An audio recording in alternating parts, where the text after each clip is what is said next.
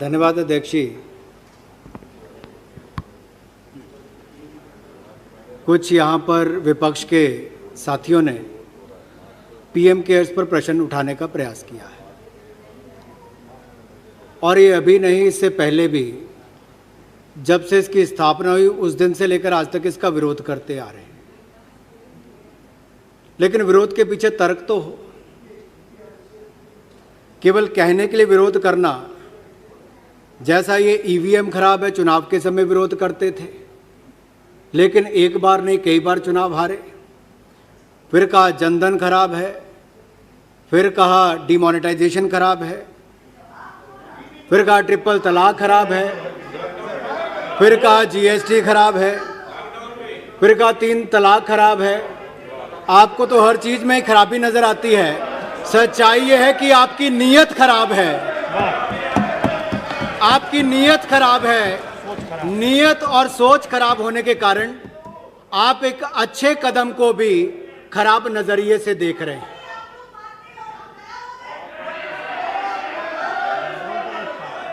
और अध्यक्ष जी, PM cares खराब क्यों है? क्या गलती है? एक नहीं कई बार आप हाई कोर्ट से सुप्रीम कोर्ट गए कई विषयों को लेकर, लेकिन अंत में उसका नतीजा क्या निकला? हाई कोर्ट या सुप्रीम कोर्ट ने हर कदम पर हर कोर्ट ने पीएम केयर्स के हक में अपना निर्णय दिया, इनके हित में नहीं दिया है। आखिर क्या क्या चुनौतियां दी इन्होंने तो इसको सेटअप करने के लिए कि आपने बनाया ही गलत है, आपने उसको चुनौती दी, सुप्रीम कोर्ट ने आपके उसको खारिज कर दिया और संवैधानिक रूप से उसको वैध बताया गया। यही नहीं सर, ये अप्रैल महीने में चले गए थे सर। मार्च में बना, अप्रैल महीने में उसके विरोध में चले गए। देश कोरोना महामारी से लड़ने के लिए तैयारी कर रहा था, प्रधानमंत्री जी कदम उठा रहे थे, लेकिन ये उस समय भी राजनीति कर रहे थे, विपक्ष का काम कर रहे थे ये। और जून 2020 में सर इन्होंने उसको कहा कि इसको आरटीआई के अंतर्गत देना चाहिए, उसको भी कोर्ट ने खारिज कर दिया, दिल्ली हाई कोर्ट ये लोग है। उसके बाद इन्होंने कहा कि सारे पैसे नेशनल डिजास्टर रिलीफ फंड में ट्रांसफर करने चाहिए। कोर्ट ने उसमें डिटेल जजमेंट दी है कि नेशनल डिजास्टर रिलीफ फंड में राज्य और केंद्र का पैसा जाता है और इस पे पीएम केयर्स फंड में कंसोलिडेटेड फंड का कोई पैसा नहीं जाता, कोई बजटरी सपोर्ट नहीं जाती। ये स्वैच्छिक निधि से जो लोग जनता पैसा देती है वो पैसा इसमें आता, केंद्र सरकार का कोई पैसा इसमें नहीं गया है। हम सांसदों ने पैसा दिया होगा, गरीब से गरीब व्यक्ति ने पैसा दिया। सर मुझे दुख इस बात का होता है कि गरीब से गरीब व्यक्ति ने तो इसमें अपना योगदान दिया, लेकिन कुछ लोग यहां पर ऐसे हैं कि उनकी अच्छी सोच पर भी प्रश्न चिन्ह खड़ा करते हैं। ये केवल नरेंद्र मोदी जी की सोच पर या प्रधानमंत्री की सोच पर प्रश्न खड़ा नहीं करते, ये हिंदुस्तान के 138 करोड़ की जनता की सोच पर प्रश्न चिन्ह खड़ा कर रहे हैं। किन लोगों ने योगदान दिया, मैं कुछ कहना चाहता हूं सर इस पर। सर उत्तर प्रदेश के प्रयागराज की 9 साल की अनुष्का और 6 साल के युवराज ने अपनी गुल्लक तोड़कर 700 रुपए में से 300 रुपए इसके लिए योगदान दिया है सर, बच्चों ने दिया है सर। अगला कानपुर के किदवई नगर में बच्चों ने मजदूरों के लिए जो गुल्लक तोड़कर सर 5,855 रुपए पीएम केयर्स फंड के लिए दिए सर। उत्तर प्रदेश के मिर्जापुर की सर 10 साल की बेटी सुहानी ने 4,091 रुपए पीएम केयर फंड के लिए दिए सर। बीड़ की रहने वाली एक रिटायर्ड टीचर ने 5 लाख रुपए पीएम केयर फंड में दिया सर। भाई क्या दिक्कत है सर?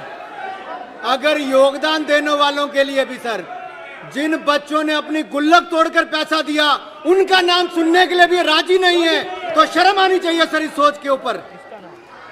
सर उत्तराखंड की अगस्त मुनि 80 साल की वीरांगना सर दर्शना देवी जी सर 10 किलोमीटर पैदल चलकर बैंक आई और अपने जीवन भर की पेंशन 2 लाख रुपया पीएम केयर्स में देती सर, 2 लाख रुपया सर। दिल्ली के जयप्रकाश नगर के 82 वर्ष के महेंद्र सिंह सर 1 लाख रुपया पीएम केयर्स फंड के लिए दे दिया सर। उत्तराखंड के गौचर के 60 साल की देवकी भंडारी ने सर 10 लाख रुपए पीएम के।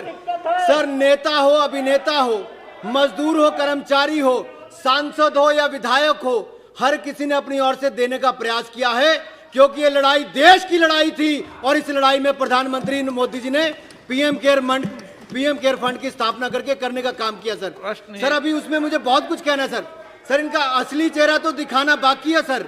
सर इसमें कम से कम आधे घंटे का समय तो चाहिए होगा सर, क्योंकि नहीं, वो आज बिल की फुल डिबेट पे समय बोलना सर या तो आप ये कह लीजिए अभी तो किया तो मुझे विस्तार में अपनी बात अभी रखने का, या सर चर्चा के समय मुझे अपनी पूरी बात रखने का अवसर मिले। चर्चा के समय पूरा मौका सर मैं देंगे आपको। एक बात जरूर कहना चाहता हूं, प्रधानमंत्री जब आप चर्चा करने आए तो मेरे विपक्ष के लोगों से अनुरोध रहेगा, कृपया करके प्रधानमंत्री नेशनल रिलीफ फंड को पढ़कर आए। 1948 में सर शाही हुक्म की तरह उस समय के प्रधानमंत्री नेहरू जी ने कह दिया पीएम नेशनल रिलीफ फंड बना दो। 1948 से लेकर आज तक उसकी रजिस्ट्रेशन तक नहीं हो पाई। यहां सर 48 तक उसकी रजिस्ट्रेशन आज तक नहीं हो पाई। सर कैसे उसको एफसीआरए क्लियरेंस मिली, कैसे उसको 12A की रजिस्ट्रेशन बगैर ट्रस्ट के, सर ट्रस्ट रजिस्टर नहीं है, ट्रस्ट डीड नहीं है, आपने सेक्शन 12A में कैसे उसको रजिस्टर किया, एटीजी की आपने एग्जम्पशन उसको कैसे दी, एफसीआरए की क्लियरेंस आपने उसको कैसे दी।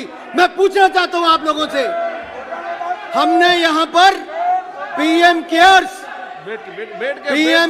संवैधानिक रूप से एक रजिस्टर्ड पब्लिक चैरिटेबल ट्रस्ट है सर। मैं खुली चुनौती देता हूं विपक्ष को, किसी भी मुद्दे पर चर्चा कर ले, यह संवैधानिक रूप से पब्लिक चैरिटेबल ट्रस्ट है, हिंदुस्तान की 138 करोड़ की जनता के लिए है। आपने केवल एक परिवार, गांधी परिवार के लिए वो ट्रस्ट बनाए थे। प्रधानमंत्री नेशनल रिलीफ फंड में सोनिया गांधी, नेहरू, ये लोग वहां पर उसके सदस्य रहे सर। इसकी विस्तार में चर्चा होनी चाहिए, दूध का दूध, पानी का पानी हो, देश को आपका असली चेहरा नजर आना चाहिए सर इसके ऊपर।